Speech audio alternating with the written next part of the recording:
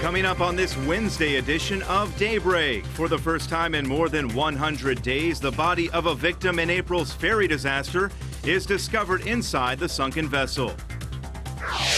South Korea's spy agency shed some light on North Korean leader Kim Jong-un's 6-week disappearance and subsequent limp upon returning to the public eye. And Ebola in the United States. The second nurse to contract the deadly virus is cleared to return home, while Australia draws widespread condemnation for a controversial visa ban. Daybreak begins now.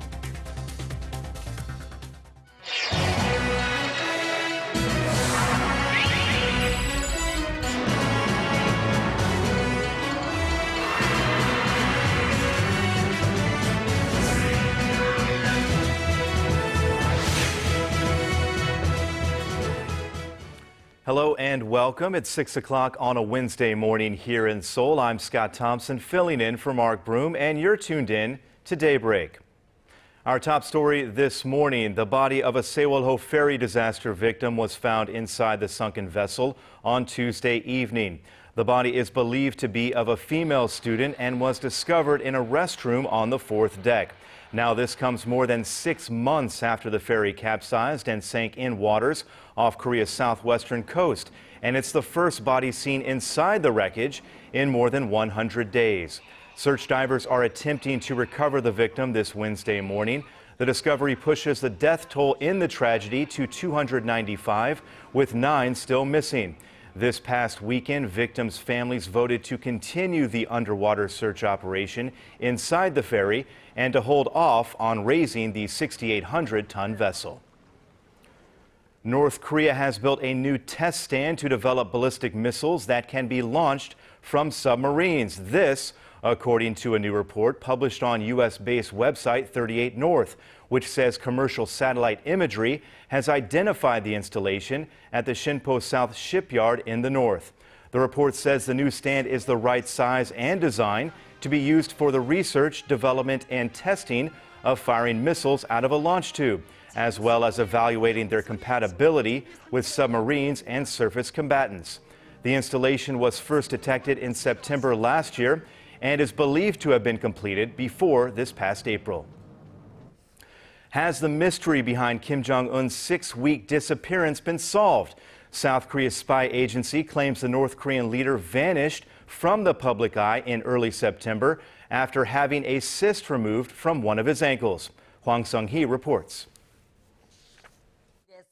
Where could North Korean leader Kim Jong-un have been during his 40-day absence? South Korea's National Intelligence Service says the young leader was on his surgery bed, getting a cyst removed from his right ankle. During a closed-door inspection on Tuesday, officials from the spy agency told lawmakers that a foreign medical team traveled to North Korea between September and October to treat Kim. They added he is recovering from the surgery, although his weight problem and frequent inspection tours could hamper a full recovery. Since July, Kim was seen walking with a limp, and until now, no clear explanation had been given as to why he mysteriously disappeared and then reappeared sporting a cane. During its briefing, the spy agency also revealed the rampant human rights violations of the communist state, citing 50 public executions this year alone. It said some 10 party officials in the north were executed for watching South Korean soap operas, while other senior officers were demoted by 2 ranks for poor accuracy rate of artillery. The agency also suspects North Korea may have expanded a labor camp in Gilju to relocate political prisoners out of its most notorious concentration camp in Yodok. Hwang Sang-hee, Arirang News.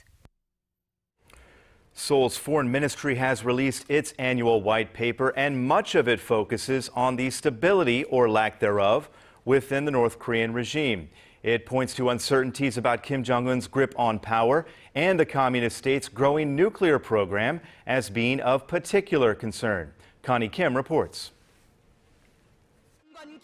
North Korea has become even more unstable under the leadership of Kim Jong-un. In its annual white paper published on Tuesday, South Korea's foreign ministry blamed the young leader's reckless use of fear politics for increased instability within the regime, adding it all began with last year's execution of Kim's uncle, Jang Sung-taek. The young leader's unrealistic policies and frequent reshuffling of senior officials were pointed out as supporting factors. The report says Pyongyang's external relations have also worsened, pointing to the regime's nuclear provocations. North Korea has test-fired more than 100 missiles and artillery shells on 19 different occasions so far this year. And while Pyongyang is believed to be steadily improving its nuclear capabilities, it has been demanding the resumption of the long-stalled six-party talks on its denuclearization without any preconditions. The white paper outlined that South Korea maintains its stance on pursuing a two-track policy of pushing for dialogue on the nuclear issue and pressuring the North to give up its nuclear arms at the same time. However, it also notes that Seoul has been lending a helping hand to Pyongyang on humanitarian grounds. $19 million worth of humanitarian aid has been provided by the South Korean government and civic groups. This year's white paper also included concerns over Japan's false territorial claims of Korea's easternmost Dokdo Island, as well as unresolved issues regarding the Japanese military's forced sexual enslavement of Korean women during World War II. Connie Kim, Arirang News. South Korea has again called on North Korea to respond to its offer for high-level talks this Thursday, and it wants an answer by today. The Unification Ministry said it faxed a message to the North, stressing that Pyongyang should not attach any preconditions to the talks. The two Koreas agreed to meet for a second round of dialogue earlier this month during a visit to the South by a high-level North Korean delegation. Since then, North Korea has called on Seoul to ban the anti-Pyongyang leaflet campaigns that have been launched by South Korean activists and use that as a basis to threaten to scrap their planned meeting. President Park Geun-hye has given a former First Lady permission to visit North Korea. The president and Lee Hee-ho, wife of former President Kim Dae-jung, met Tuesday for the first time since President Park took office. The former First Lady expressed a wish to visit the North to give out handmade wool hats and mufflers to North Korean children. President Park spoke about her administration's efforts to prepare for a reunification of the two Koreas, including the launch of a preparatory committee. South Korea has kicked off its first 1.5-track meeting centering on President Park Geun-hye's so-called Northeast Asia Peace and Cooperation Initiative. Participants at the talks on Tuesday saw eye to eye on the need to increase political and security cooperation in Northeast Asia, so they line up with the deepening economic ties in the region. North Korea had been invited to the meeting but refused. South Korea's Deputy Vice Foreign Minister Lee Kyung-soo said, although North Korea was unable to attend this time around, they had an open invitation to attend whenever they wanted. The new U.S. ambassador to South Korea, Mark Lippert, arrives in Seoul this Wednesday to assume his post. Lippert, a close aide to U.S. President Barack Obama, was nominated in May and confirmed by the U.S. Senate last month. He replaces outgoing Ambassador Sung Kim. Lippert most recently served as Defense Secretary Chuck Hagel's Chief of Staff. Before that, he was Assistant Secretary of Defense for Asian and Pacific Security Affairs in 2012 and 2013.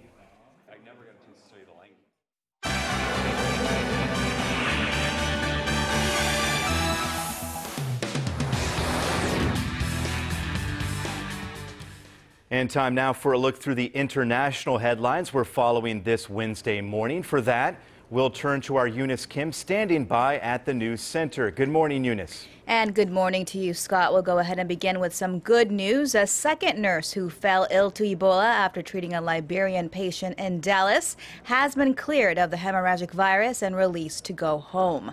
Amber Vincent follows colleague Nina Pham in her recovery, which came nearly 2 weeks after being admitted to Emory University Hospital in Atlanta. At a press conference on Tuesday local time, she said she was grateful to be well and thanked God, her family, her doctors, and and also asked that the focus be on those fighting the virus in West Africa.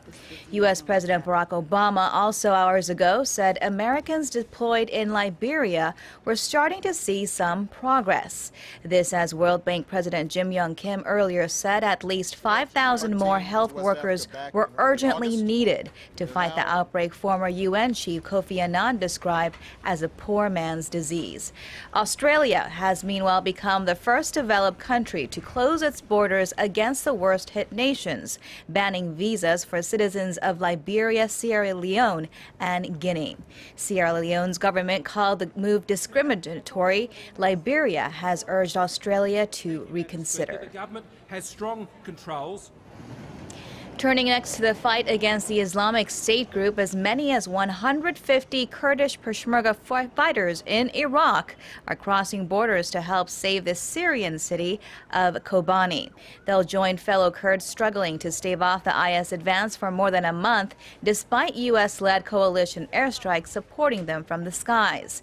Half of the Peshmerga fighters are traveling by air and the other half by road, taking with them heavy weaponry. Turkey has allowed them to cross through its territory to reach the city near its border.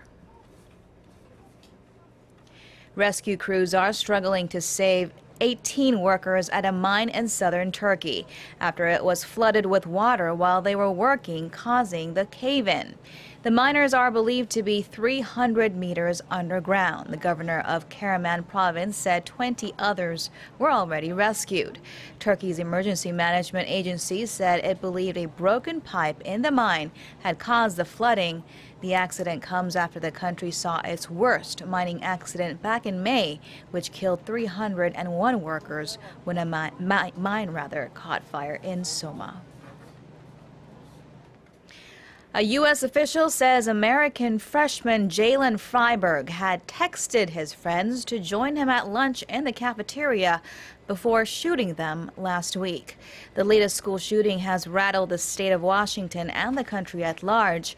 2 14-year-old girls were killed and 3 others wounded in that cafeteria attack. Freiberg, described by peers as a happy, popular football player, killed himself shortly thereafter. While a motive has not yet been determined, he was said to have recently gotten into a dispute with another student.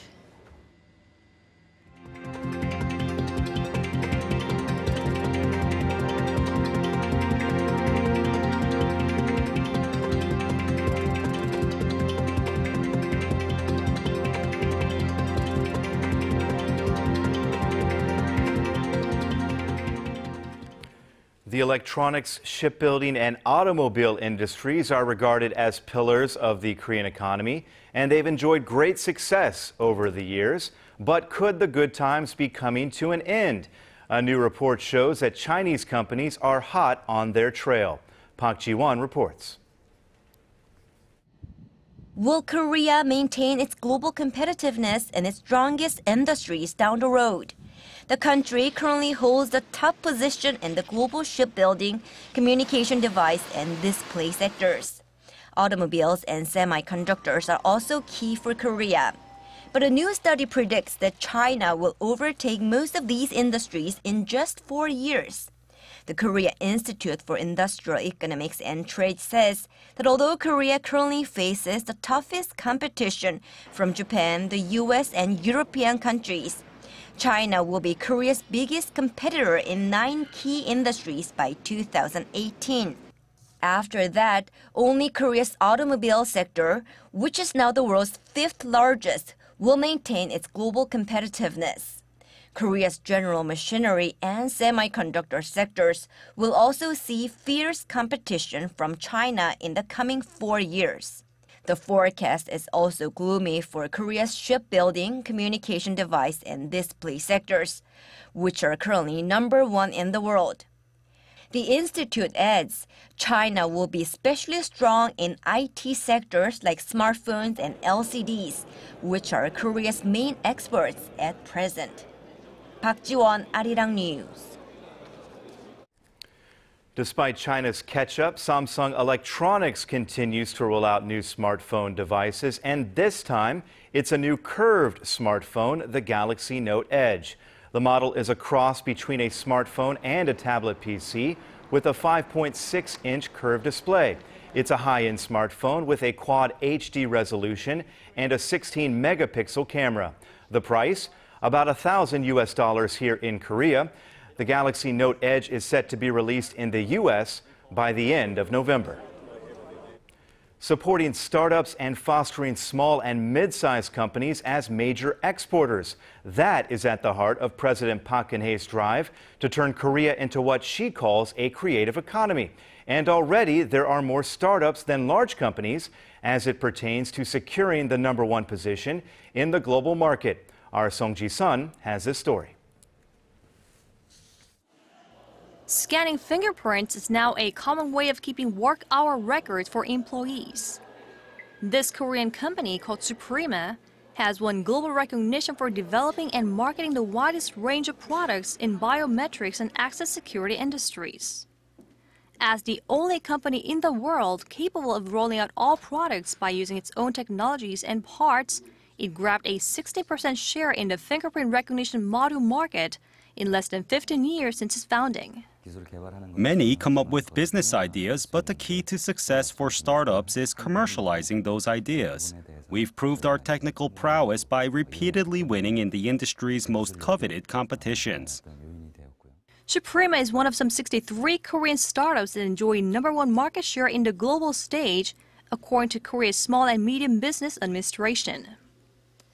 Although the Korean corporate sector is best known for the success of chaebols, or conglomerates, startups account for nearly half of Korea's 130 companies that have grabbed the largest market share in the world. Large companies represent only a quarter of them. The startup stars range from manufacturers of juicers to vessel engine bearings. Aggressive investment in research and development is the key to startups could keep their lead in the global market. The leading startups are also actively diversifying their export markets, shipping their products on average of 31 countries overseas.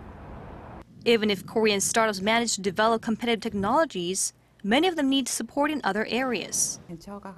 These startup businesses venture overseas markets solely with their technologies, but they lack efficient means to gain access to global clients. The government can help them win recognition by arranging exhibitions and other international events. Industry experts also point out educational reform is needed to foster entrepreneurship and creativity badly needed to turn Korea into a trendsetter from a fast follower. Song Ji-sun, Arirang News. And at the venue of the 3-week International Telecommunication Union Conference in Busan, 7 people have been honored with an award that aims to elevate women in the ICT industry. Our Shin Se-min tells us more about the milestone. The ICT sector has not just made the world a smarter place, it has been a primary driver of economic growth both internationally and here at home.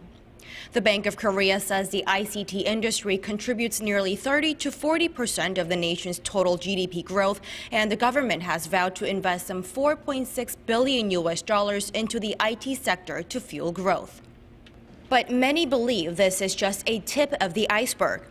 Amabala Johnson, Nigeria's Minister of Communication Technology, who has piloted a dozen Nigerian schools in order to foster ICT-related education for girls, says the ICT sector can grow even more once the gender gap narrows. In about 2015-2016, 90% of available jobs will need some level of ICT skills. And if we're going to get more women employed, empowered, having income, having education, then we must skill them up on ICT. So it's a development issue. It's not just a nice-to-have thing. If women are going to get jobs, they must have ICT skills, and that's what we're trying to do. However, many women are facing obstacles to acquiring ICT skills, largely due to the misconception that ICT isn't a field for women. Women can do just as good a job as men can. There is no inequality in terms of ability. It's the perception. And I think if that perception persists, then less women will pursue the career. And that's what will hinder women entering this field. Experts say it is imperative to provide young women with more role models, especially here in Korea, where the proportions of women in the ICT sector has been on a steady decline since 2009 to a low of 16% last year. 신세민, Arirang News, Busan.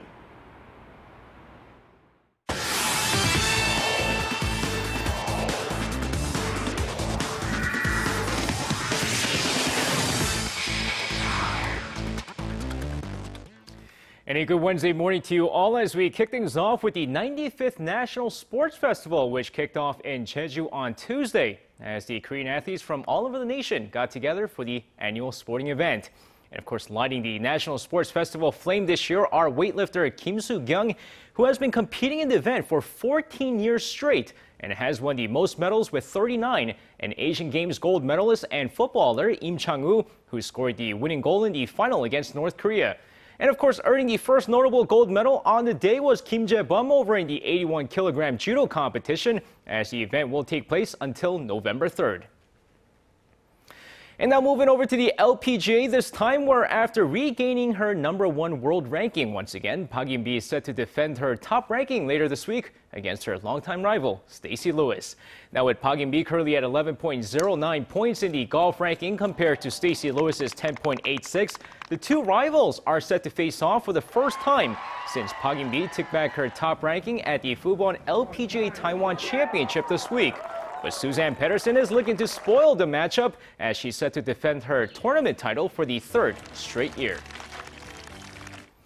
And now shifting over to the KBO this time, where the LG Twins and the Nexen Heroes faced off on Tuesday night in Game 2 of the best-of-7 playoff series, with the Nexen Heroes up 1-0 in the series.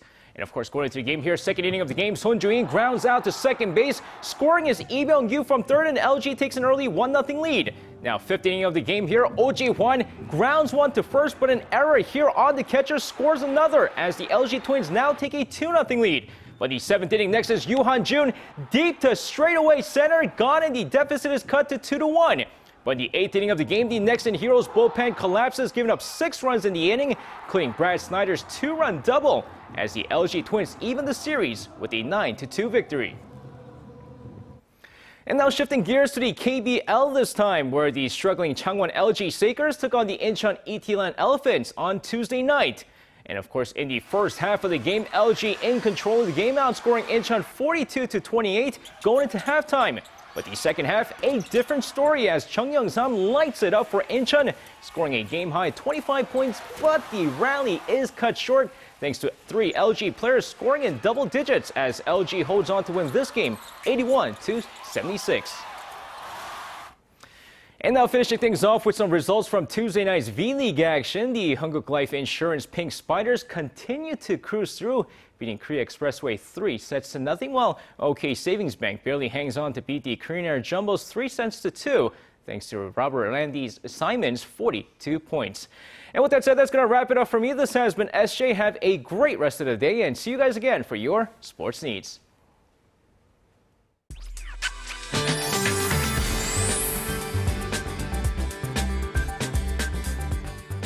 Good morning. Well, it's another chilly morning we are waking up to. Morning lows in many regions are kicking off in the single digits, but highs will rise to 20 marks, so it should be a bit milder than yesterday. But it shouldn't be as sunny as yesterday, though. More clouds will be rolling into the nation as the day goes on, and a dry condition continues. Dry weather advisory is still in place for parts of the east and mountainous regions in Jeju. So people who plan to go on a trip to view the autumn colors to mountains, beware that a simple spark can cause a major wildfire. With that in mind, let's take a closer look at the readings for today. Now, the low in Seoul kicked off at 7, then the daytime high will be topping out at 20, while Daegu climbing into 21, and Gwangju and Busan will be rising to 22 under lots of sunshine. Now, for other regions, Jeju Island and Daejeon will be getting up to 20, while Dokdo see highs of 14 this afternoon. Well, that's all for Korea, and here's international weather for viewers around the world.